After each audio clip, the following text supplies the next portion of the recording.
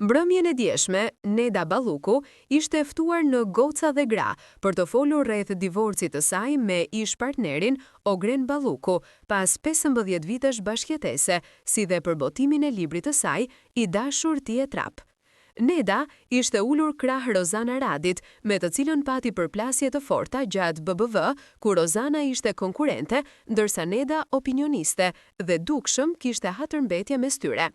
Libri del kur divorci bëhet publik, është një rastësi, e pyeti Rozana Nedën, ndërsa kjo e fundit ju përgjigj. Nga ty e pres këtë pyetje, por sigurisht që është tërësisht rastësi, sepse nuk bëhen shaka me gjërat e jetës. Unë dita ndaj shumë mirë punën time publike dhe situatat e mia familjare.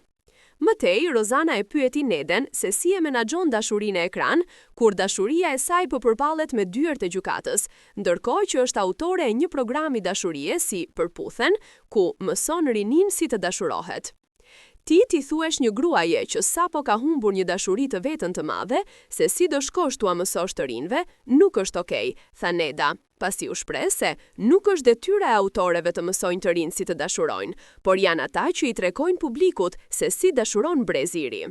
Duke qenë se nuk e keni sapo humbur, por thatë që kemi disa vite që jemi ndarë, nuk qëndron kjo që thatë, ja ktheu Rozi.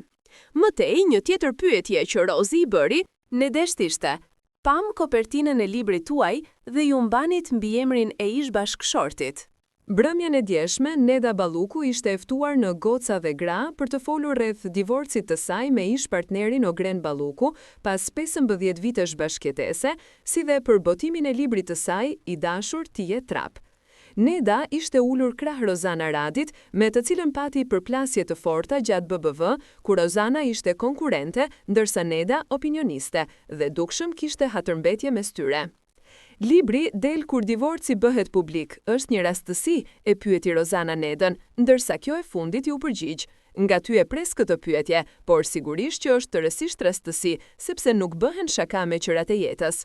Do vazhdoni ta mbani mbi emrin e tij? Unë mendoj që është një linjë shumë e hollë ndërmjet të ndarit biseda shumë të rëndësishme dhe llafe grash, edhe pyetja jote që sapo bëre është pak llafe grash, tha Neda duke qeshur në mënyrë ironike.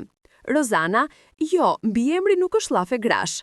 Neda, ka mbaruar bigu, Rozana. Nëse nuk mund të përgjigjesh, thuaj thjesht nuk di ose nuk mund të përgjigjem. Pas transmetimit të intervistës, reagimet në rrjetet sociale nuk munguan.